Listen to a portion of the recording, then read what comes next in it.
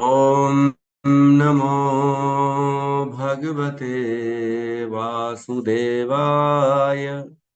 ॐ नमो भगवते वासुदेवाय।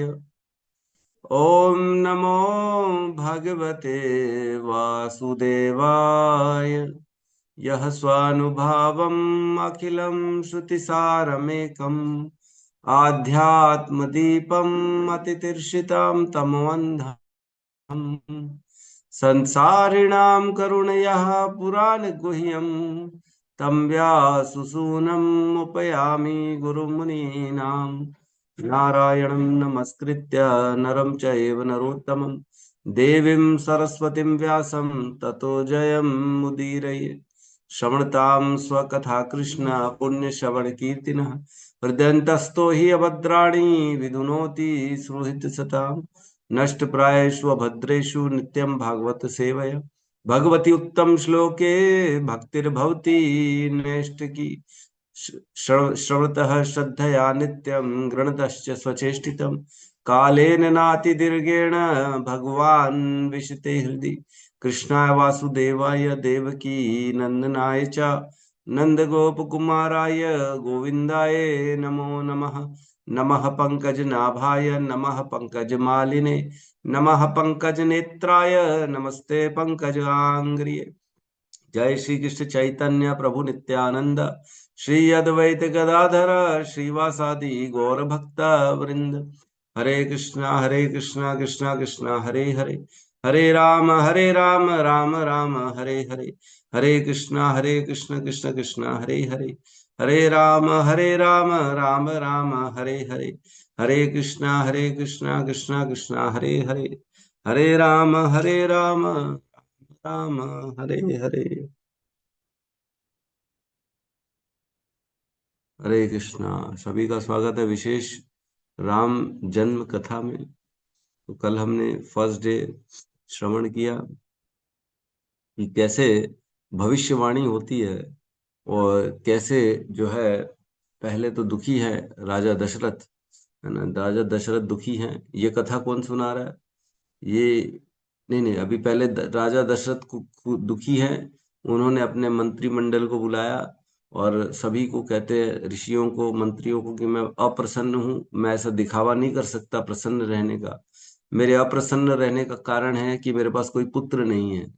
तो आप लोगों का क्या विचार है? तो सभी ने विचार किया कि अश्वमेध यज्ञ करना चाहिए। तो अश्वमेध यज्ञ करने का जो है सभी ने डिसाइड किया। तब राजा दशरथ जो है उन्होंने अपने मंत्री सुमंत्र को बुलाते हैं और उन्हें आदेश देते हैं कि हमें अब अश्वमेध यज्ञ करना है, आप तैयारी करो। तब जो सुमंत्र है वह राजा दशरथ को एक कथा सुनाते, बोलते हैं मैंने यह कथा सुनी थी। पिछले युग में यह कथा 4 कुमारों ने कहीं पे कहा था और जो कि अभी तक सच नहीं हुआ। तो कथा सुनाते हैं। उस कथा के अनुसार बताते हैं, एक राजा रोमपाद था जो उज्जैन का राजा था, है ना। उसके राज्य में बड़ा जो है अकाल हो गया था। वह राजा चिंतित हो गया था कि कैसे मैं इस अकाल को दूर करूं।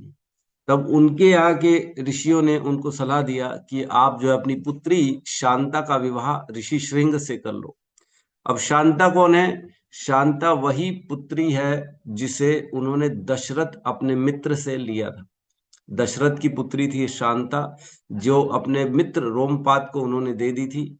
अब रोमपाद के राज्य में अकाल आ गया। तब अकाल के समय उसे सलाह दिया गया ऋषियों को कि ऋषि श्रृंग से इसका विवाह कर दो तो ठीक हो जाएगा। अब ऋषि श्रृंग कौन है? ये ऋषि श्रृंग जो है ये मृगी ऋषि के पुत्र है। और मृगी ऋषि ने इनका पालन पोषण जंगल में किया है, जिन्होंने आज तक किसी भी स्त्री को नहीं देखा है ना। और यह ऋषि मृगी ऋषि जो है ये कौन है? यह ऋषि कश्यप के पुत्र है। तो ऋषि कश्यप हम जानते हैं, जिनका 13 पत्नियां हैं अलग अलग, सभी लगभग संतानें उन्हीं की हैं। तो ऋषि कश्यप से पुत्र हैं। और अब इन्होंने डिसाइड किया कि ठीक है, हम इनको कैसे लेके आएंगे। तो इन्होंने कहा कि हम आकर्षण पैदा करते हैं इनके हृदय में स्त्रियों के प्रति, और कुछ वैश्याओं को भेजा जाता है जंगल में उनको लाने के लिए। तो वैश्या जो होती है उनके पास वाली थोड़ी जगह पे दूसरी जगह एक कुटिया बना लेती है ताकि ऋषि श्रृंग को हम अपनी ओर आकर्षित कर सकें। और डर भी था ना कि मृगी ऋषि श्राप न दे दे। डर था कि मृगी ऋषि जो है वो श्राप दे देंगे तो हम लोग भस्म हो जाएंगे। तो इस डर के कारण उन्होंने थोड़ी दूर पे कुटिया बनाया और अपना क्रीड़ा करने लगी कि किसी न किसी दिन तो आएंगे मृगी ऋषि श्रृंग, मुझे हमें देखेंगे और आकर्षित हो जाएंगे। तो ऐसे ही हुआ।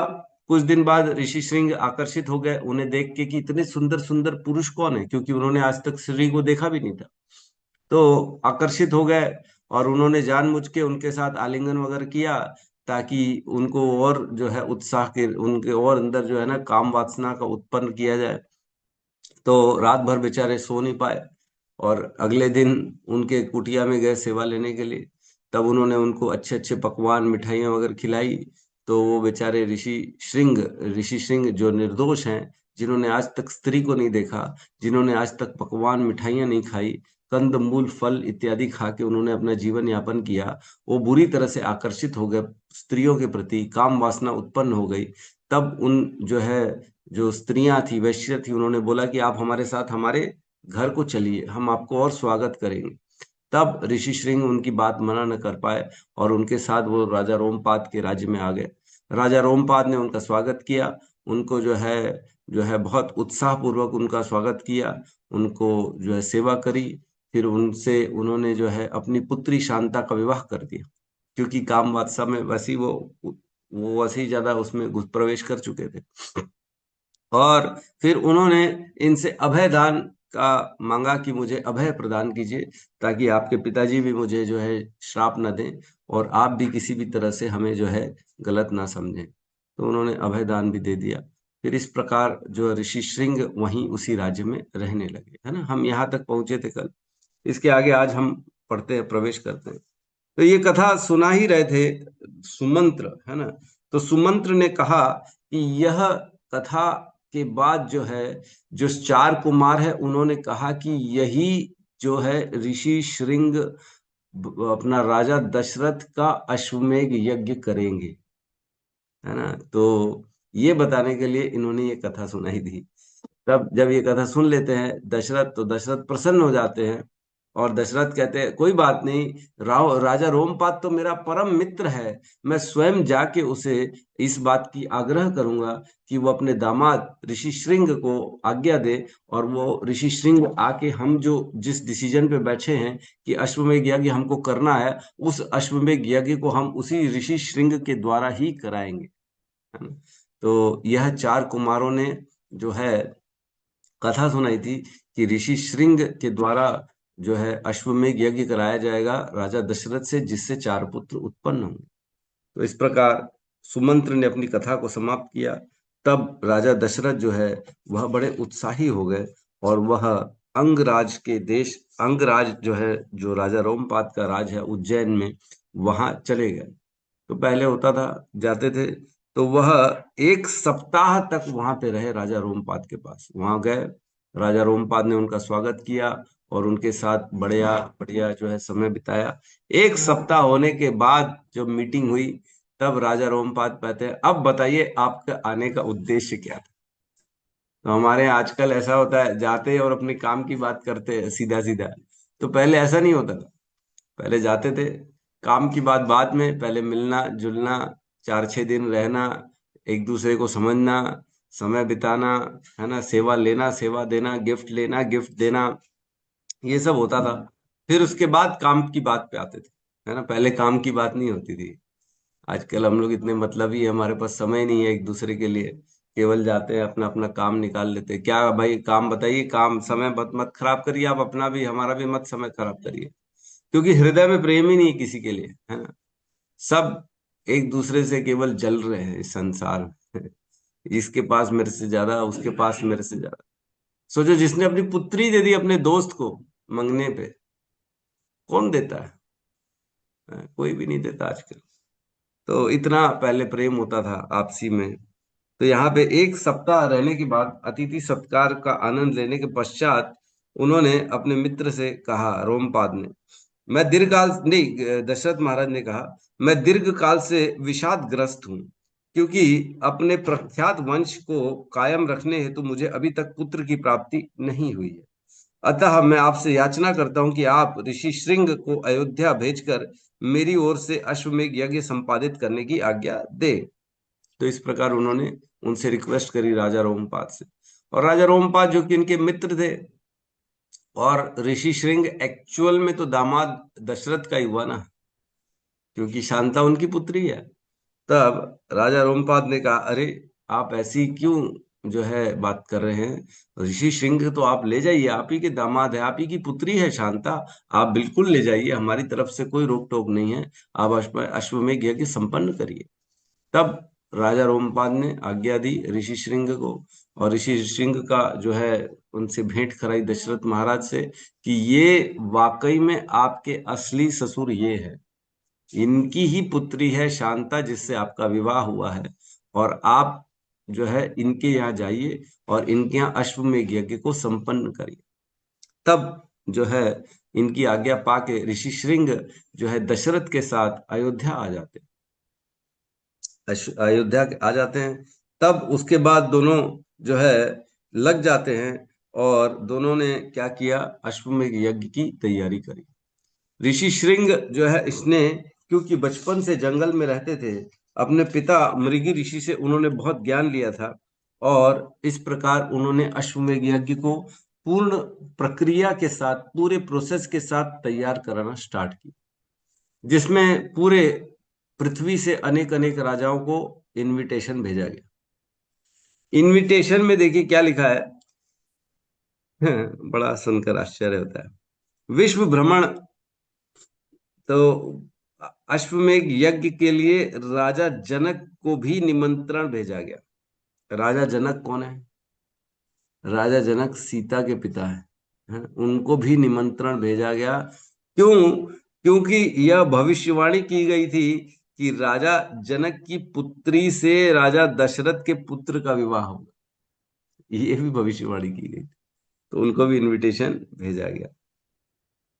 तो अश्वमेध यज्ञ की तैयारी करी गई, जिसमें सबसे जो है योग्य अश्व को, घोड़े को चुना गया। उस घोड़े को पूरे जो है पृथ्वी में भेजा जाता है, और उस पूरे पृथ्वी में जहां पे भी उस घोड़े को कोई रोकेगा, तो उसको राजा दशरथ से लड़ाई करनी पड़ेगी। या तो राजा दशरथ की अधीनता स्वीकार कर ले, या तो वो घोड़े को रोक के राजा दशरथ से लड़ाई कर ले। तो जो अधीनता स्वीकार करता था कि ठीक है हम आपके अधीन रहेंगे, और उसके हिसाब से फिर वो कुछ न कुछ गिफ्ट भेजा करते हैं अपने बड़े राजा को, क्योंकि इन्होंने अपना अधीनता स्वीकार कर ली। तो इस प्रकार जब समय निकल गया, तो पूरा घोड़ा 1 वर्ष की अवधि के पश्चात, यह घोड़ा 400 राजकुमारों के संरक्षण में सारी पृथ्वी का भ्रमण करने के पश्चात लौटा। तब यज्ञ प्रारंभ हुआ। कितने साल लग गए? 1 साल लग गया एक अश्वमेध यज्ञ, और 400 राजाओं को उसने अधीन कर लिया। एक एक अश्व में 400 छोटे छोटे छोटे छोटे जो राजा थे, सब ने स्वीकार किया कि हम दशरथ के अधीन रह के अपना राज्य करेंगे। सब ने स्वीकार कर लिया, कोई लड़ाई नहीं किया, और सभी ने उनको अपना सम्राट, चक्रवर्ती सम्राट स्वीकार कर लिया। इस प्रकार वह यज्ञ पृथ्वी वापस आया, तब यज्ञ प्रारंभ हुआ। उसके पश्चात ऋषि श्रृंग ने घोड़े की चर्बी को यज्ञ अग्नि में अर्पित किया। घोड़े को पहले मारा गया, उसको, घोड़े को मारा जाता है, जिस घोड़े से अश्वमेध यज्ञ किया जाता है, तो उसको कौशल्या ने एक खूंटे में बांधा और घोड़े की पहले परिक्रमा करी। तब कौशल्या ने उसे तलवार से 3 प्रहार किए, जिस प्रहार से वह घोड़े का सर कट गया, और वह घोड़ा मर गया। उस घोड़े की जो है चर्बी को यज्ञ अपनी अग्नि में अर्पित किया गया। सभी पापों से मुक्त होने के उद्देश्य से महाराज दशरथ को धुएं को ग्रहण करने का आदेश दिया गया। वह जो धुआं था उसको राजा दशरथ को ग्रहण करने का आदेश दिया गया, और घोड़े के जो अलग अलग अंग थे उनको अग्नि में समर्पित कर 3 दिवसीय यज्ञ की समाप्ति की गई। तो घोड़े को मारा जाता था, उसको यज्ञ में डाला जाता था, लेकिन जो पुरोहित होता है वह अपने यज्ञों के द्वारा, अपने ज्ञान के द्वारा, अपने जो है श्लोकों के द्वारा वह घोड़े को अगली योनि, मनुष्य की योनि प्रदान कराते थे। तो इतने उनके अंदर शक्ति होती थी केवल मारने का उद्देश्य ये नहीं है कि हमने इसका वध कर दिया, वाह वाह हमारा काम हो गया। नहीं, अब जो है उस घोड़े को अब बहुत उच्च कुल की योनि की प्राप्ति होगी, इसलिए घोड़े को मारा जाता था। इतनी इतनी शक्ति होती थी ब्राह्मणों में पहले, जो कि अब नहीं है। इसलिए अब जो है ये सब अलाउड नहीं है, क्योंकि अब पवित्रता नहीं है, किसी के अंदर शक्ति नहीं है यज्ञों की, मंत्रों की, वेदों की। तो इस प्रकार जो राजा ऋषि श्रृंग ने यह अग्नि में ये अग्नि घोड़े के सारे अंगों को डालकर वह यज्ञ की समाप्ति हो गई। तब जो है महाराज दशरथ ने सभी पुरोहितों को दान दिया, है ना, अलग अलग गांवों को दान दिया, ब्राह्मणों को ये जमीन ले लो, वो गांव ले लो, वो ले लो। तो सभी ब्राह्मणों ने उनका जो है दिया गया जो दान है वह वापस देके कहा कि हमें कुछ आप गाय दे दो, या हमें कुछ जो है मुद्राएं दे दो, जिससे हम अपने जीवन का यापन करेंगे। हम क्या करेंगे गांव को लेके, हम कोई शासन करने नहीं चाहते। तो पहले के जो ब्राह्मण थे वो ऐसा करते थे कि गाय ले लेते थे। उनका उद्देश्य ब्राह्मण गिरी करना रहता था, ना कि जो है राजगिरी करना। तो आज की डेट में आजकल सब लोगों को चाहिए मेरे को सबसे ज्यादा मिल जाए, सबसे ज्यादा मिल जाए। लेकिन उस समय ऐसा नहीं था।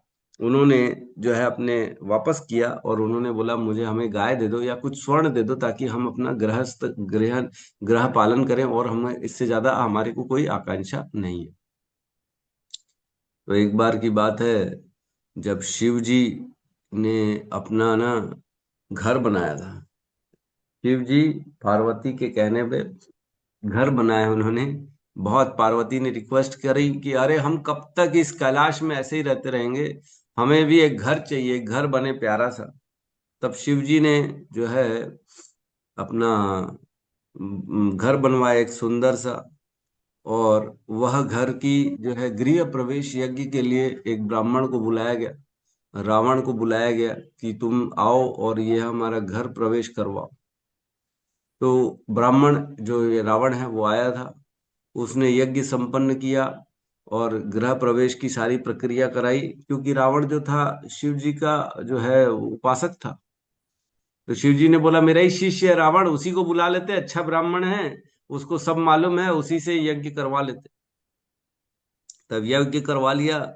तब जो है बोला आप बताओ आपको क्या दान में दें हम, आपकी क्या जो है फीस कितनी है। तब रावण ने बोला जो ये घर है, जो लंका बनाई थी शिव जी ने, बोले ये मुझे दे दो पूरी की पूरी। तो जो स्वर्ण की लंका बनाई थी शिव जी के द्वारा, वह पूरी की पूरी जो है ब्राह्मण रावण ने ले ली थी, जब उसी ने ब्राह्मण ने उसका जो है यज्ञ अनुष्ठान किया था।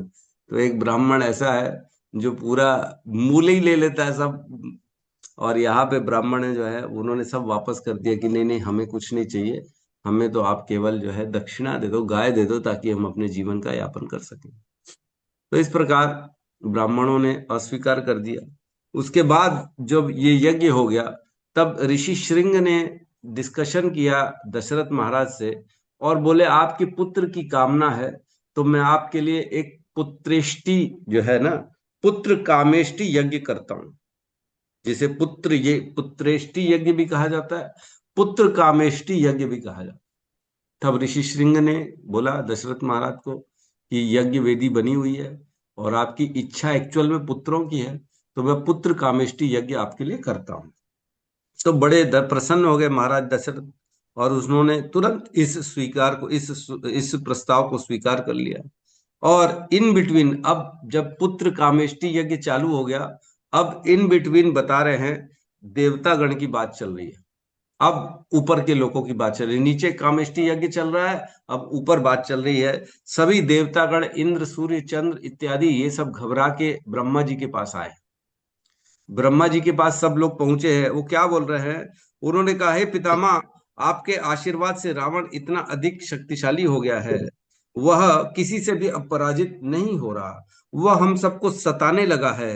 कृपया हमारी इनसे जो है इसका कोई निष्कर्ष निकालिए, इस दुष्ट राक्षस को जो है आप इसका जो है कुछ रास्ता निकालिए, वह विनाश किए जा रहा है और उसका कोई उपाय नहीं निकल रहा। तब ब्रह्मा जी ने ध्यान दिया। मुझसे वरदान मांगते समय रावण ने मनुष्यों के हाथों होने वाली मृत्यु से रक्षा के लिए कोई कुछ भी नहीं मांगा, क्योंकि रावण की दृष्टि में मनुष्य अत्यंत तुच्छ है। अब ब्रह्मा जी ने उनको बहुत आशीर्वाद दिए, उनको नाभि में अमृत भी स्थापित कर दिया था। तब अब ब्रह्मा जी ने बता रहे कि मैंने इसे वरदान तो बहुत सारे दिए हैं, लेकिन उसने मनुष्यों से मरने के बारे में कुछ नहीं कहा। वो मनुष्यों को बड़ा तुच्छ समझता है रावण। तब इस प्रकार से बात चली रही थी, तब वहां पे स्वयं विष्णु प्रकट हो गए। अपने गरुड़ वाहन में विष्णु प्रकट हो गए, जो कि अनेक सूर्यों के समान जो है प्रज्वलित दिख रहे थे। और वो चतुर्भुजी रूप में थे, पीत वस्त्र धारण किए थे, शंख चक्र गदा एवं कमल पुष्प को धारण किए हुए थे। तभी सभी देवताओं ने, ब्रह्मा जी ने विष्णु की स्तुति करी, और विष्णु जी ने कहा, नहीं, सभी देवताओं ने कहा, हे भगवान, हे ब्रह्मांड के स्वामी, कृपया हमारी रक्षा करें और रावण का वध करें, जिससे हम इस भयंकर कष्ट से बाहर निकल सके। रावण हमें बहुत कष्ट दे रहा है। तो भगवान विष्णु ने कहा कि विश्वास रखो, अब भयभीत होने की कोई आवश्यकता नहीं है। मैं शीघ्र ही तुम्हारे शत्रु एवं राक्षसों के राजा को पराजित करके इस पृथ्वी पर 11,000 वर्षों तक शासन करूंगा। ऐसा कहकर स्वयं भगवान विष्णु अंतर ध्यान हो गए। अब इस बीच जो है महाराज दशरथ का जो है अग्नि जो है वह पुत्र कामेष्टि यज्ञ संपन्न हुआ। तो जैसे ही पुत्र कामेष्टि यज्ञ संपन्न हुआ, उसमें जब वो आखिरी आखिरी में डाला जाता है सब पूर्ण आहुतियां, जब डालने लगे, तब उस यज्ञ में से एक स्वयं चतुर्भुजी विष्णुदूत उत्पन्न हुए। उस वेदी से, यज्ञ की वेदी से विष्णुदूत उत्पन्न हुआ, एक विष्णुदूत, जिसके हाथ में एक कीर से भरा विशाल स्वर्ण पात्र था। स्वर्ण, सोने का पात्र था, जिसमें पूरी खीर बनी हुई थी, खीर भरी हुई थी, है ना। अब क्या हुआ, तब महाराज जो है दशरथ ने हाथ जोड़कर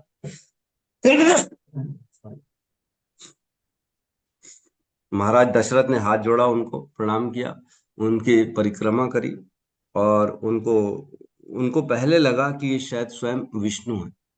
तब उन्होंने, दूत ने कहा, नहीं नहीं, मैं यद्यपि चतुर्भुज जरूर हूं, विष्णु के समान दिख रहा हूं, लेकिन मैं विष्णु नहीं हूं। सॉरी। उन्होंने कहा, मैं विष्णु का केवल दूत हूं। तब उन्होंने बताया कि यह खीर जो है, ये आप रखिए, आपके पुत्र कामेष्टि यज्ञ की सफलता के लिए आपको ये दिया जा रहा है। और यह खीर जो है आप अपनी पत्नी को दीजिए, जिससे आपको पुत्र प्राप्त, 4 पुत्रों की प्राप्ति होगी।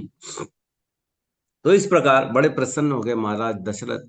उन्होंने खीर का पात्र लिया और दौड़ते दौड़ते अपने घर को गए। वही तो चाहिए था उनको, पुत्र के लिए ही तो यज्ञ चल रहा था। तब खीर का जो पात्र है, उसमें से आधी खीर उन्होंने कौशल्या को दे दी। कितनी? आधी खीर, 50% खीर उन्होंने, आधी खीर कौशल्या को दे दी। फिर उसके बाद जो आधी बची हुई थी, 50% बची हुई थी, उसमें से भी आधी जो है उन्होंने सुमित्रा को दे दी। 3 पत्नियां हैं, कौशल्या, सुमित्रा और कैकेयी। ठीक है। तो कौशल्या को 50% दे दी, बाकी बची 50%, उसमें से आधी जो है वह सुमित्रा को दे दी। अब कितनी बची उनके पास? 25%, 1/4 बच गई। अब 1/4 की भी आधी उन्होंने कैकेयी को दे दी, है ना। 1/4 की भी आधी मतलब 1/8, यानी 12.5% उन्होंने कैकेयी को दे दी, 25% सुमित्रा को दे दी, 50% कौशल्या को दे दी। अब बची उनके एक पात्र में फिर 12.5% बच गई। उन्होंने जो बची हुई 12.5% और जो बची हुई थी, उसको वापस से सुमित्रा को दे दिया। तो टोटल सुमित्रा को जो है ना, लगभग 37.5% खीर मिल गई, 50% खीर मिल गई कौशल्या को, और 12.5% मिल गई खीर कैकेयी को। ठीक है, समझ में आ रहा है ना। इस प्रकार से उन्होंने यह जो है बांट दिया आपस में, सभी में डिस्ट्रीब्यूट कर दिया उन्होंने अपनी तीनों पत्नियों के बीच में। तो इन बिटवीन अब क्या हुआ, अब ऊपर की बात, फिर दोबारा ऊपर की बात चल रही है। अब क्या हुआ, देवता लोक में जब ये सभी देवता विष्णु के द्वारा ऐसे सुन के कि मैं जल्दी जाने वाला हूँ और मैं तुम्हारे जो है इस रावण का अंत कर दूंगा, तो ब्रह्मा जी ने क्या कहा, जब अंतर ध्यान होगा विष्णु जी, तब ब्रह्मा जी ने सभी देवताओं को कहा कि तुम जो है अब तैयारी करो। अब क्या तैयारी करो, तुम भगवान जो है अब पृथ्वी में जो है जन्म लेने वाले हैं, और तुम सब उनके सहयोग की तैयारी करो। तो क्या सहयोग के लिए तैयारी की, तो उन्होंने कहा, ब्रह्मा जी ने, जाओ सब जगह अपने अंशों का विस्तार करो, जाके तुम अपने अपने अंशों को वहां पे उत्पन्न करो पृथ्वी में, ताकि राम जब आए तब उनका हम सहयोग कर सके। तो क्या किया उन्होंने, सभी ने अपने इच्छा अनुसार वानर रूप में उत्पन्न हुए। अनेक वानर पूरी इस पृथ्वी में छा गए, चारों ओर वानर ही वानर हो गए। और ब्रह्मा जी की आज्ञा पाकर इंद्र ने वली का जो है अंश में उत्पन्न हुए। सूर्य ने सुग्रीव का रूप में उत्पन्न हुआ। बृहस्पति ने तार का रूप लिया। कुबेर ने गंधमाद का रूप लिया। विश्वकर्मा ने नल का रूप लिया। वरुण ने सुषेण का और वायु ने हनुमान को जन्म दिया। इस प्रकार सभी देवताओं ने अपने अपने अंशों को उत्पन्न किया, ताकि हम जाके राम के युद्ध में उनका सहयोग कर सके। आखिर भगवान का सब चाहते कि नहीं, हम भी कुछ ना कुछ भगवान का सहयोग करें। भगवान यद्यपि सब कुछ करने में सक्षम है, आज भगवान के नाम का प्रचार खुद ब खुद होगा ही होगा, ऐसा नहीं कि हम करेंगे तभी होगा, लेकिन हमें थोड़ा थोड़ा अगर योगदान दे देंगे तो हमें कृपा मिल जाएगी। तो सभी देवता इसीलिए आए इस धरती पे कि हम प्रभु श्री राम की थोड़ी थोड़ी सेवा कर ले, तो उनका भी जीवन उद्धार हो जाए और उनको भी यह मौका मिल जाए कि भगवान की सेवा कर सके। तो आज हम सब भगवान के नाम का प्रचार करते, भगवान की कथाओं के माध्यम से लोगों के हृदय तक भगवान के नाम को पहुंचाते हैं, भगवान की कथाओं को पहुंचाते हैं, ताकि लोग भगवान को जान सकें। तो हम क्या कर रहे हैं, ये भगवान का ही काम कर रहे हैं। भगवान का काम करने से भगवान हमें कृपा दे देते हैं। निमित्त मात्रेण भव सव्य साची, भगवान कहते हैं निमित्त बन जाओ हे अर्जुन, और तुम मेरे कार्य को करो, मैं तुम्हें कीर्ति प्रदान कर दूंगा। तो अगर हम भी निमित्त बन जाते हैं तो भगवान हमें कीर्ति दे देते हैं, यश हमें दे देते हैं, बोलते हैं भोगो, तुम भोगो, ऐसा मानो कि तुमने किया। लेकिन यद्यपि ये तो होना ही है, हम करें चाहे ना करें, ये होके रहेगा। तो इस प्रकार सभी देवताओं को मौका मिला भगवान की सेवा करने का। तब वह सभी देवताओं ने अपने अपने अंशों को उत्पन्न किया। सहस्त्र अतिरिक्त सहस्त्र वानर जो है, उन्होंने जन्म लिया इस पृथ्वी में। ये सभी पर्वतों के समान विशाल थे एवं रावण से युद्ध करने के लिए व्याकुल थे। ये इतने शक्तिशाली थे कि अपनी शक्ति से सागर में उथल पुथल मचा सकते थे। इतने शक्तिशाली वानर उत्पन्न हुए, और करोड़ों करोड़ों वानर पूरी पृथ्वी में फैल गए, जंगलों में फैल गए। तीन प्रकार के वानर उत्पन्न हुए, भालू के रूप में और वानर के रूप में, और वह वानर जिनकी गाय के समान लंबी पूंछ थी। तीन तरह के वानर उत्पन्न हुए, भालू के समान, और वानर एक नॉर्मल वानर, और एक ऐसे वानर भी थे जिनकी गाय के समान लंबी लंबी पूंछें थी। और ये भालुओं और वानरों की संख्या 1 करोड़ से भी अधिक थी, अतः पूरी पृथ्वी में फैल गए। वे वानरों में घूमते एवं वहां उपलब्ध फल मूल खाते थे। अब इस प्रकार बहुत सारे वानर हो गए। सब वेट कर रहे थे, बस भगवान की आज्ञा हो, भगवान आए और हम सब लड़ाई करें भगवान।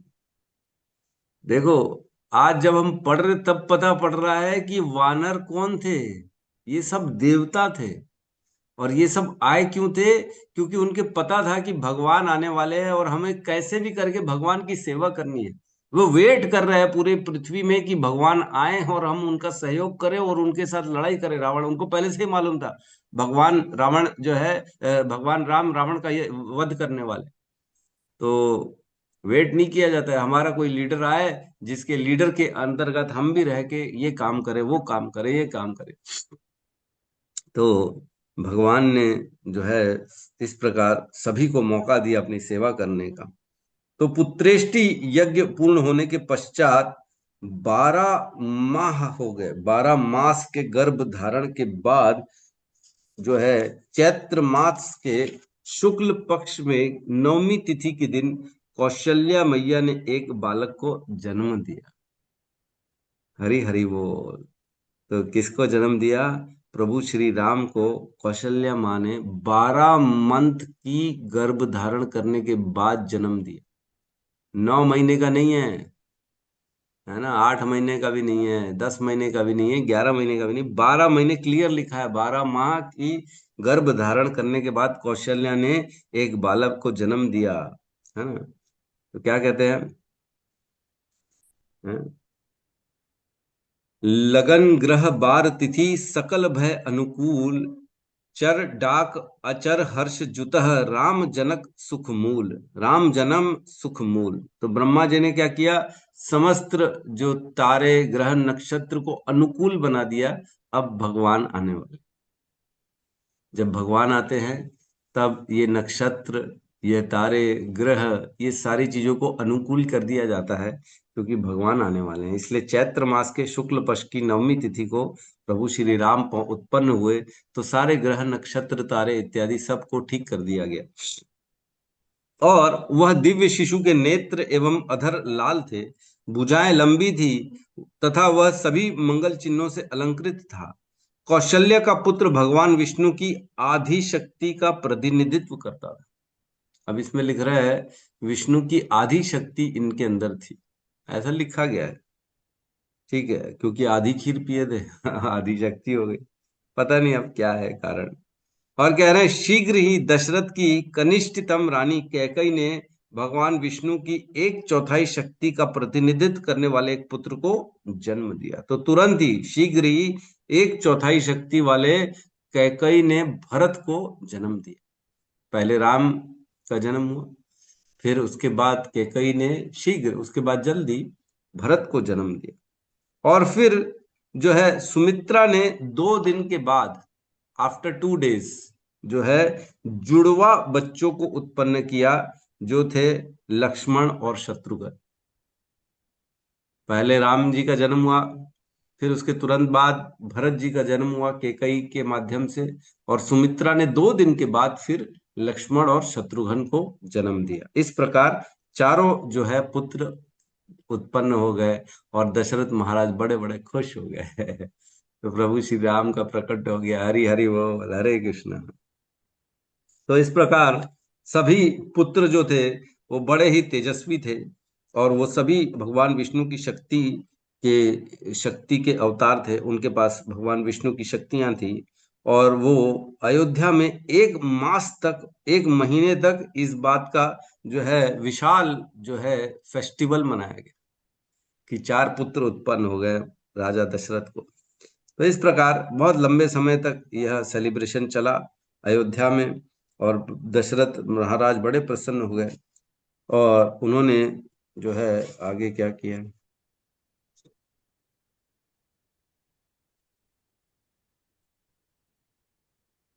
तो 13वें दिन जो है ना, 13 दिवस के पश्चात महाराज दशरथ ने अपने कुल पुरोहित वशिष्ठ मुनि को बुलाया नामकरण के लिए। जो ऋषि वशिष्ठ थे उनको बुलाया गया 13वें दिन के बाद। 13वां दिन में आके उन्होंने सभी पुत्रों का नामकरण किया। तो कौशल्या के पुत्र का नाम राम रखा गया। क्यों? क्योंकि राम जो है उसका अर्थ होता है आनंद प्रदान करने वाला, राम। कृष्ण जो है सर्व आकर्षण करता इति कृष्ण, और राम का अर्थ है सर्व आनंद प्रदान करने वाला, राम। तो राम जो है आनंद प्रदान करने वाले होते हैं, इसलिए उनका नाम राम रखा गया। और जो है कैकई के पुत्र का भरत का नाम भरत रखा गया, क्योंकि जिसे देखते ही भक्ति प्राप्त हो जाए उसे भरत कहते हैं। भरत अर्थात भक्ति का प्रतिनिधित्व करने वाला भरत, उसे भरत कहते हैं।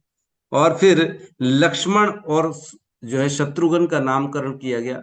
लक्ष्मण का नाम इसलिए लक्ष्मण रखा गया क्योंकि लक्ष्मण का अर्थ होता है लक्ष्य के प्रति रमण करने वाला, इति लक्ष्मण। जो लक्ष्य के प्रति रमण करता है, लक्ष्य के सिवाय और कुछ उसको सूझता नहीं है, वो केवल लक्ष्य भेदने में लगा रहता है। मेरा लक्ष्य क्या है, उसकी मैं प्राप्ति करूं, इसलिए उसका नाम लक्ष्मण रखा गया।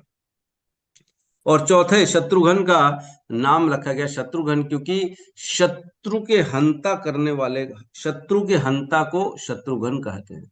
जो अपने शत्रुओं का हनन कर दे उसे शत्रुघ्न कहते हैं। तो इस प्रकार जो है ऋषि वशिष्ठ ने चारों पुत्रों का नाम रखा, और जो है ये चारों पुत्र 13वें दिन इनका नामकरण किया गया। तो इसके बाद बता रहे हैं कि जो है वशिष्ठ महाराज ने इन चारों पुत्रों को अपने अंडर में ले लिया और उनको सभी संस्कारों को संपन्न कराया गया। सभी संस्कार, उनके उपनयन, जनेऊ संस्कार, विद्या संस्कार, सभी संस्कार को वशिष्ठ जो है गुरु वशिष्ठ के अंतर्गत वो रहा। उन्होंने वेदों का ज्ञान उन्होंने लिया, महान पराक्रमी बने, शस्त्रों का ज्ञान उन्होंने ग्रहण किया, जो है ऋषि वशिष्ठ के अंतर्गत रहते हुए। तो इस प्रकार जो है ऋषि वशिष्ठ ने चारों को अपने अंडर में रह के फिर ज्ञान दिया। उसके बाद जब 16 वर्ष के हो गए, उनको वापस जो है राज्य में लाया गया। और उसके बाद विश्वामित्र का एक बार आना हुआ। विश्वामित्र जो कि ब्रह्म ऋषि थे, हम जानते हैं, पहले राजा थे फिर वो ब्रह्म ऋषि बन गए। विश्वामित्र ने जब देखा दशरथ महाराज को, तो दशरथ महाराज उठ के खड़े हो गए और उन्होंने उनका अभिवादन किया और उनको स्वागत किया कि आपका आना हुआ, बहुत अच्छा लगा, बताइए किस प्रकार आपका आना हुआ। तब विश्वामित्र ने कहा कि मैं यज्ञ संपन्न कर रहा हूं और मुझे बहुत डिस्टरबेंस कर रहे हैं। कौन? सुबाहु और मरीचि, जो कि रावण के ही असुर कुल के लोग हैं, और वो यज्ञ करने नहीं दे रहे हैं। बार बार वो मेरे यज्ञ की वेदी में मांस, मदिरा, मूत्र इत्यादि फेंक देते हैं और मेरी यज्ञ संपन्न नहीं हो पा रहा। इसलिए मैं बड़ी कष्ट में हूं और मैं आपसे, आपके पुत्र को, राम को मांगने आया हूं कि राम जाके इनको जो है मारेंगे। राम मारेंगे तब मैं यज्ञ संपन्न कर पाऊंगा। तब विश्वामित्र के जब इस प्रकार के कहने पर राजा दशरथ बेचारे मूर्छित हो गए, बेहोश हो गए कि अरे, राम को मंग लिया। राम तो मेरे हृदय का जो है, मेरा हृदय है, मेरा प्राण है। राम इतना प्रेम करते थे राजा दशरथ कि वो उनको बेहोश हो गए जब ऐसी सुना कि इतने महान असुर, इतने बड़े बड़े असुर है सुबाहु और मरीचि, उससे मेरा एक 16 साल का बेटा कैसे लड़ लेगा बेचारा। नहीं नहीं, मैं नहीं दे सकता, और वो बेहोश हो गए। तो जैसे वापस से होश में आए, तब बोला विश्वामित्र ने, क्या विचार किया राजा तुमने? तब राजा ने हाथ जोड़ के उनको बोला, नहीं नहीं, मेरे बच्चे तो छोटे हैं, अभी अभी तो 16 साल का बेचारा गुरुकुल से आया है, वो कैसे मारेगा इन असुरों को, इतने बड़े बड़े असुरों को। एक काम करता हूँ, मैं अपनी सेना लेके चलता हूँ और मैं आपके जो है ना वध, उनका लड़ाई करूंगा, आप मुझे आज्ञा दे। तब विश्वामित्र गुस्से में क्रोधित हो गए, बोले, तुम जो है मेरी बात को काट रहे हो। जब मैंने कहा मुझे राम चाहिए तो मुझे राम ही चाहिए। राम देते हो कि नहीं देते हो? तो जब ऐसी बात हुई तो राजा दशरथ बेचारा दोबारा बेहोश हो गए। बोले, ये क्या हो गया मेरे साथ, इतना ज्यादा ये टेंशन दे रहा है।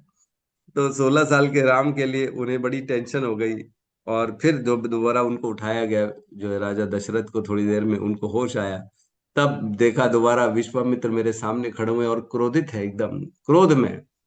बोले, दशरथ ये क्या कर रहे हो तुम, मेरी बात को काट रहे हो।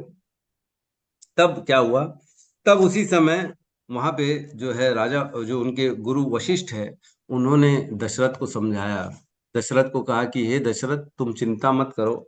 यद्यपि विश्वामित्र जो है वो इतने योग्य हैं कि वो चाहे तो वो खुद ही इन दोनों सुबाहु और मरीचि को मार सकते हैं, लेकिन वो राम को ले जा रहे हैं तो राम पे कृपा करने के लिए ले जा रहे हैं, और उन्हें वह सारे अस्त्र शस्त्र प्रदान करेंगे, सारा गाइडेंस देंगे, और वो खुद मरवाएंगे उनसे। तुम चिंता मत करो, तुम्हें टेंशन लेने की जरूरत नहीं है, राम को कुछ नहीं होगा। ये उनकी कीर्ति को स्थापित करने के लिए लेके जाया जा रहा है।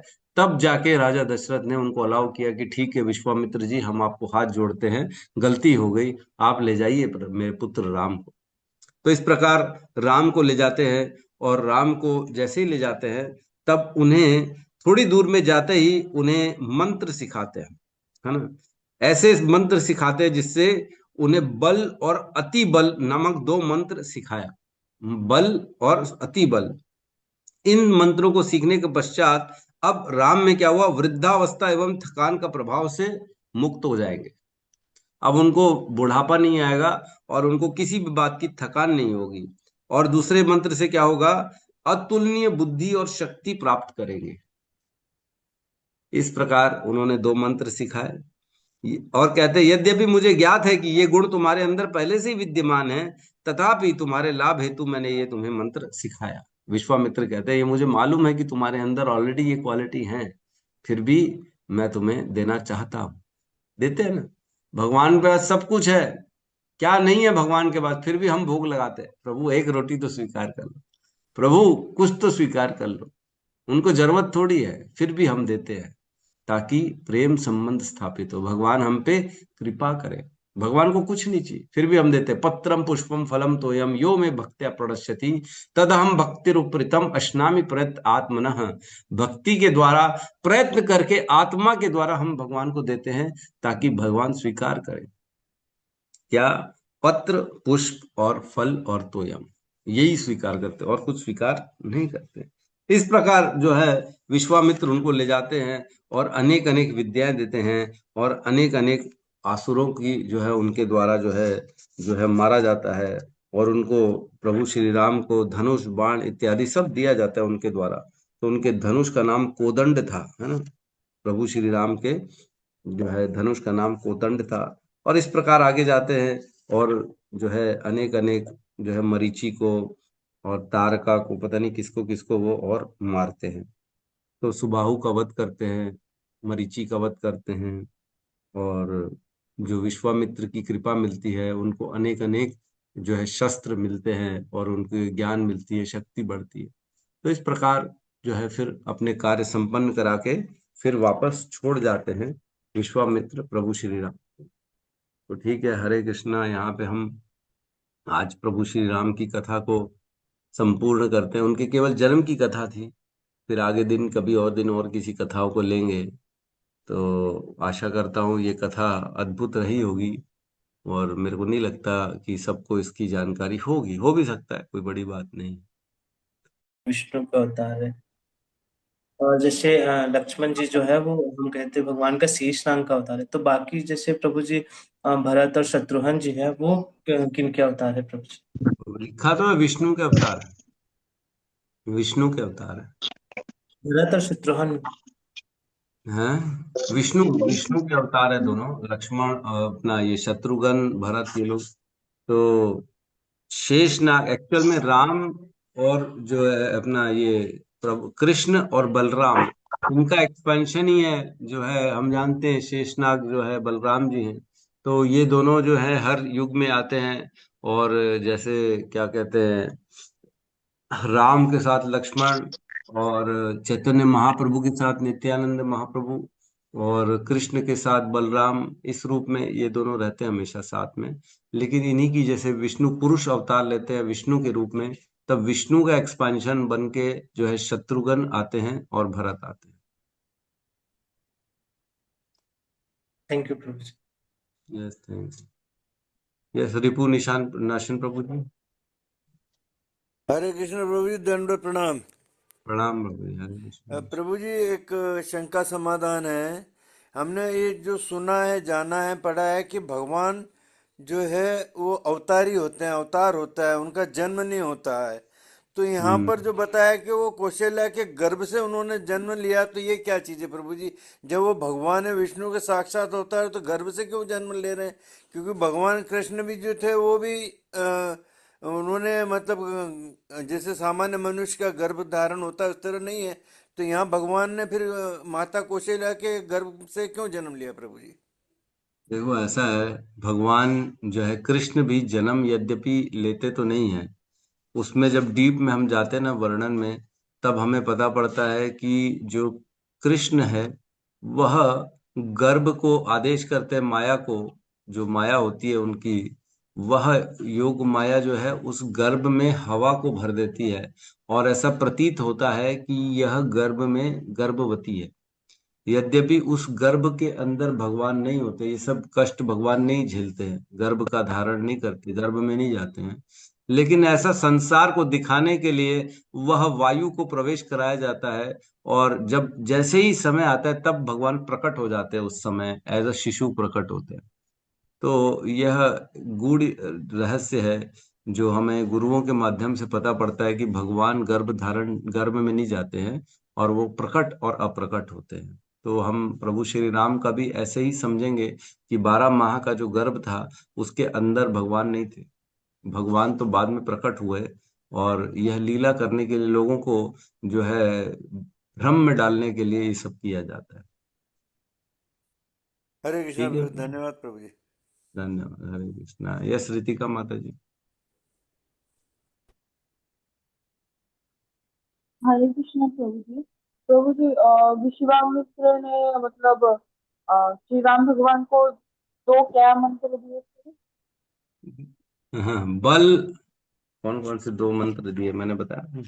बल और दो अति बल। मंत्र, हाँ, बल और अति बल नामक दो मंत्र उन्होंने सिखाए, जिससे उनके जो है एक से थकान, और हमें हमेशा उनके अंदर यौवन बना रहेगा, और उनके अंदर कभी भी जो है थकान नहीं होगी, और दूसरे से बड़ा जो है उनको शक्ति मिलेगी, अतुलनीय बुद्धि और शक्ति मिलेगी, जिससे ऐसा दो मंत्र उन्होंने सिखाया, बल और अति बल।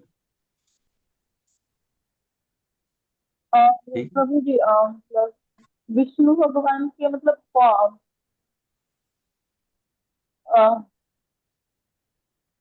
भरत भगवान जो मतलब भरत जी जो है वो विष्णु भगवान के कितने चौथाई भाग हैं? क्या कह रही है माता जी? भरत जी जो है ना, मतलब वो विष्णु भगवान के कितने अंश है, कितने चौथाई अंश? हाँ, भरत जी भगवान विष्णु के कितने अंश हैं? तो इसमें लिखा है जो है, भरत जी एक चौथाई, 1/4।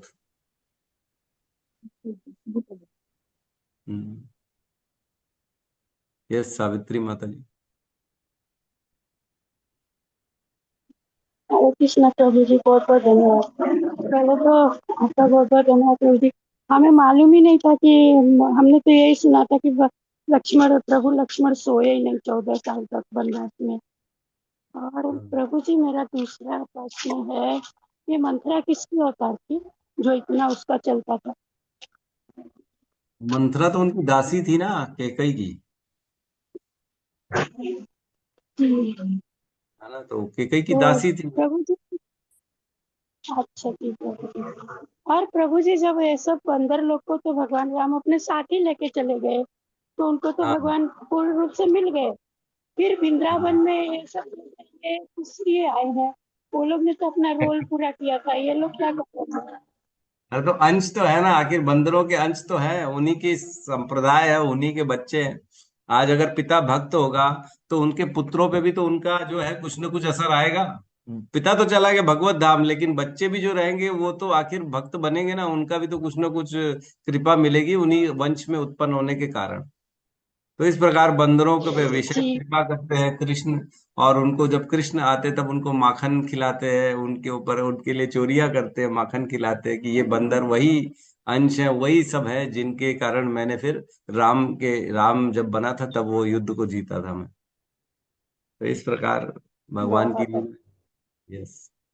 हरे कृष्ण। हरे कृष्णा प्रभु जी, बहुत बहुत धन्यवाद प्रभु जी। धन्यवाद। हरे कृष्ण। यस नीलम माता जी। हरे कृष्णा प्रभु जी।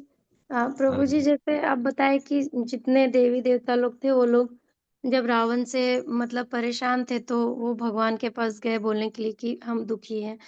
तो वो किनके पास गए थे? मतलब क्षीरोदक्षाई विष्णु थे, उनके पास गए थे या मतलब उम, देखो ऐसा है, विष्णु जो है हम जानते हैं 3 विष्णु होते हैं। एक महाविष्णु होते हैं जिनको हुँ, कारण विष्णु कहा जाता है। फिर उनका एक्सपांशन होता है गर्भोदक्षाई विष्णु के रूप में। फिर गर्भोदक्षाई विष्णु का एक्सपांशन होता है क्षीरोदक्षाई विष्णु के रूप में। तो इसी ब्रह्मांड के अंदर एक वैकुंठ होता है। 3 वैकुंठ बताए गए हैं, है ना।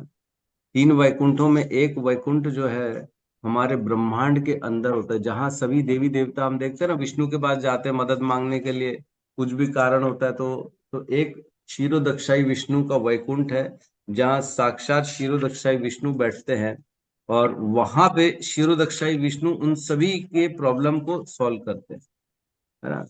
तो एक जो है, एक तो अप्रकट आध्यात्मिक जगत में वैकुंठ है जो हम सब जानते हैं, जो भगवान के अनेक अनेक वैकुंठ है। उसके बाद एक कारण सागर में वैकुंठ है, जिसमें महाविष्णु जो है वो उस वैकुंठ में रहते हैं। तीसरा जो वैकुंठ है उसे कहा जाता है, ये जो क्षीरोदक्षाई विष्णु का जहाँ पे ब्रह्मांड के अंदर जो होता है उसे एक वैकुंठ कहा जाता है। तो इसी वैकुंठ में जाते हैं वो, और उसी वैकुंठ में जाके भगवान विष्णु से वो प्रार्थना करते हैं। और ठीक है।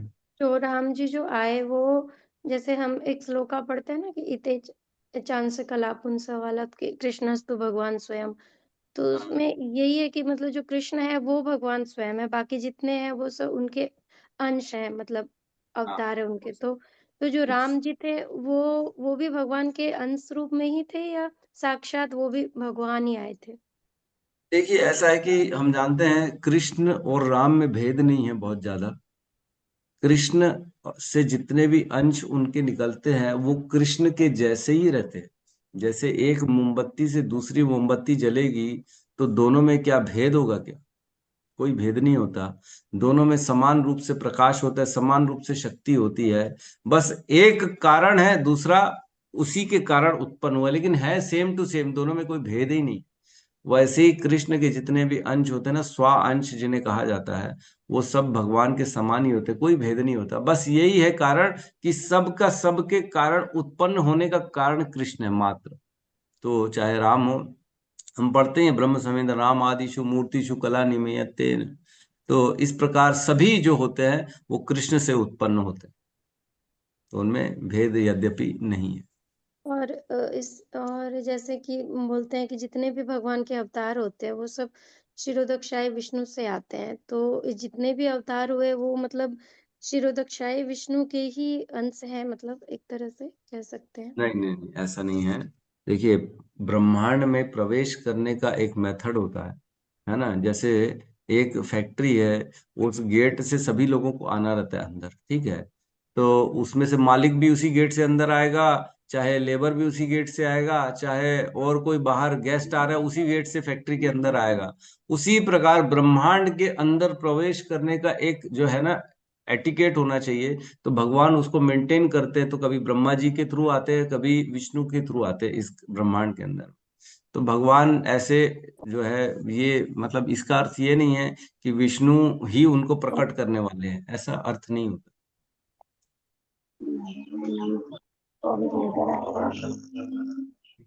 हरे कृष्णा।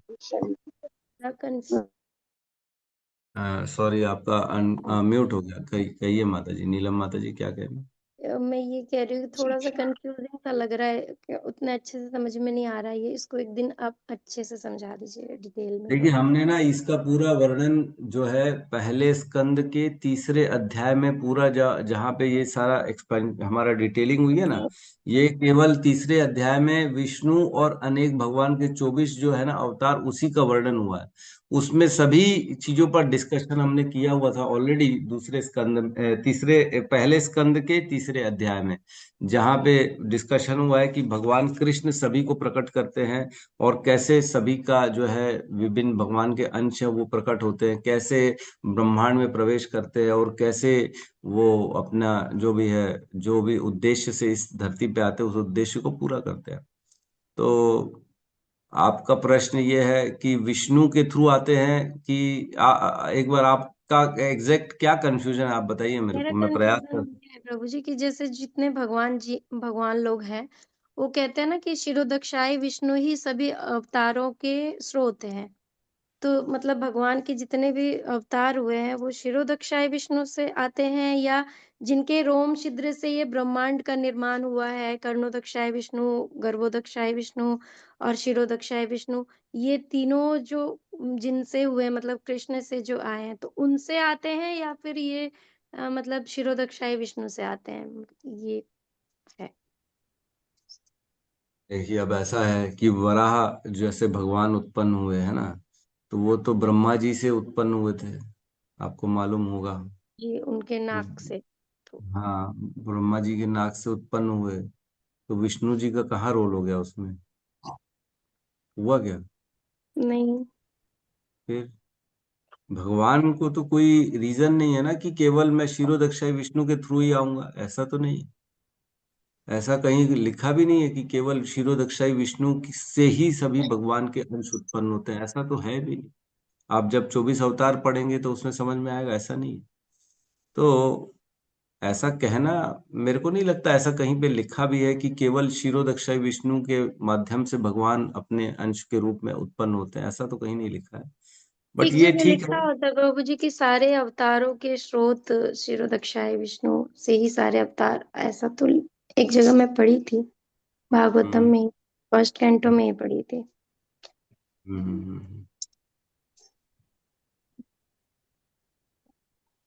ठीक है, एक बार इसको मैं भी देखता हूँ, समझता हूँ कहाँ पे क्या लिखा हुआ है। समझना पड़ेगा इसको। हम सब मिलके प्रभु जी के लिए जा रहे हैं, महामंत्र का प्रभु जी करना चाहेंगे। हरे कृष्णा, धन्यवाद, बहुत बहुत धन्यवाद माता जी। वैसे सभी जी लोग महामंत्र जी सभी लोग महामंत्र का उच्चारण करते हैं, और आज की कक्षा को यहीं हम समाप्ति करते हैं, क्योंकि मुझे थोड़ी सी जल्दी है, निकलना है, इसलिए बहुत जी ज्यादा प्रभु जी, हम सेशन भी समझ नहीं गए, करते। समझ रहे, 7-5 हो गया। ठीक है, तो यहाँ पे क्लास को क्लोज करते हैं, सभी मिलके हरे कृष्ण महामंत्र का उच्चारण करते हैं। हरे हरे कृष्ण कृष्णा हरे हरे कृष्ण कृष्णा हरे कृष्णा कृष्णा कृष्णा हरे हरे हरे राम हरे हरे राम राम हरे हरे राम राम राम राम राम हरे हरे हरे राम धनराज हरे राम श्रीमद् राम राम भागवतम हरे की हरे। जय। जय समस्त भक्त वृंद की जय। जय जय जगत गुरु शील प्रभुपाद की प्रभुपाद जय। की जय जय। जय हरि गौर प्रेमानंदे हरि हरि बोल। हरि बोल। बोल हरे कृष्णा प्रभु जी दंडवत प्रणाम दंडवत प्रणाम। दंडवत प्रणाम। हरे कृष्णा प्रभु जी दंडवत प्रणाम। हरे कृष्णा प्रभु जी दंडवत प्रणाम। हरे हरे कृष्णा। कृष्ण प्रभु जी दंडवत प्रणाम। हरे हरे कृष्णा कृष्णा। प्रभु हरे जी दंडवत कृष्णा प्रभु जी कृष्ण प्रभु हरे जी कृष्णा दंडवत प्रभु जी प्रणाम। दंडवत प्रणाम। राम।